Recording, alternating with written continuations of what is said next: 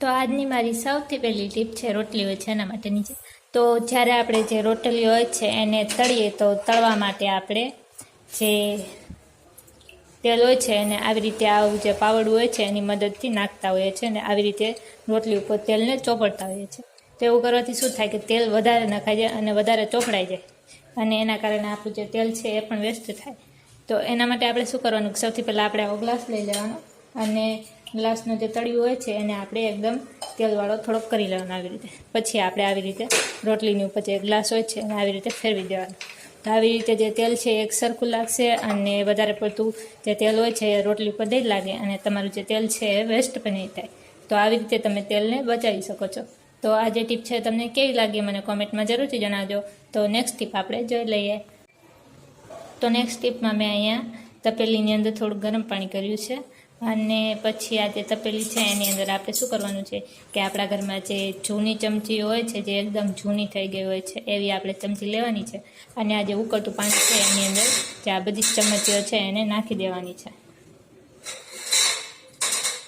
અને પછી આપણે શું કરવાનું છે કે આપણે જે ખાવાનો સોડા હોય છે એ ખાવાનો સોડા આપણે લેવાનો છે અને જે આ ઉકળતું પાણી છે એની અંદર નાખી દેવાનું છે. આવી રીતે 1 થી 2 ચમચી આપણે જે આ ખાવાનો સોડા છે એને ઉકળતા પાણીની અંદર નાખી દેવાનું છે. પછી આપણે જે આ પાણી છે એને ફરીથી ઉકાળવાનું છે અને ચમચી જે હોય છે બધી એને પણ પાણીની અંદર ઉકળવા દેવાની છે. અને પછી આપણે શું કરવાનું કે બધી જે ચમચી છે એને ગેસ બંધ કરીને બહાર કાઢી લેવાની છે અને જે સાદું પાણી હોય છે નોર્મલ પાણી એનાથી ધોઈ લેવાનું અને પછી જે કોઈ પણ કપડું હોય છે એના વડે સાફ કરી દેવાનું. તો આવું કરવાથી શું થશે કે તમારી જે ચમચી હોય છે જે એકદમ જૂના જેવી થઈ ગઈ હોય છે એ એકદમ નવી જેવી થઈ જશે અને એની અંદર ખૂબ જ ચમકાવા લાગશે. તો આવી રીતે તમારા ઘરમાં જે પણ કંઈ જૂની ચમચીઓ થઈ ગઈ હોય એને તમે નવી કરી શકો છો. તો આ જે ટીપ છે એ તમને કેવી લાગી મને કોમેન્ટમાં જરૂરથી જણાવજો અને આ વિડીયો તમે ક્યાંથી જોઈ રહ્યા છો એ પણ મને કોમેન્ટમાં જરૂરથી જણાવજો. તો આની પછીની ટીપ આપણે જોઈ લઈએ. તો નેક્સ્ટ ટીપની અંદર મેં અહીંયા ઘઉં લીધા છે.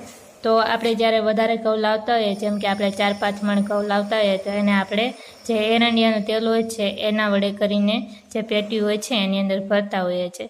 તો એરંડિયાનું તેલ લાવવામાં આપણા જે પૈસા હોય છે એ જાય છે અને એની સાથે આ જે ઘઉં હોય છે એને એરંડિયા કરવામાં પણ ખૂબ જ ટાઈમ જાય છે. તો આપણે એવું તે શું કરવું કે આપણા જે ઘઉં છે એકદમ સારા રહે અને એરંડિયા વગર જ. તો એના માટે આપણે શું કરવાનું કે જો તમારી પાસે 4 થી 5 મણ ઘઉં હોય તો તમારે શું કરવાનું કે 4 થી 5 જે દીવાસળી જે હોય છે એ દીવાસળીના જે બોક્સ હોય છે 4 થી 5 લઈ લેવાના અને જે પેટીમાં તમે ઘઉં ભરાય એ પેટીમાં એ 4 થી 5 જે દીવાસળીના બોક્સ હોય એ બધી જ દીવાસળી આપણે જે ઘઉં હોય છે એની અંદર નાખી દેવાની.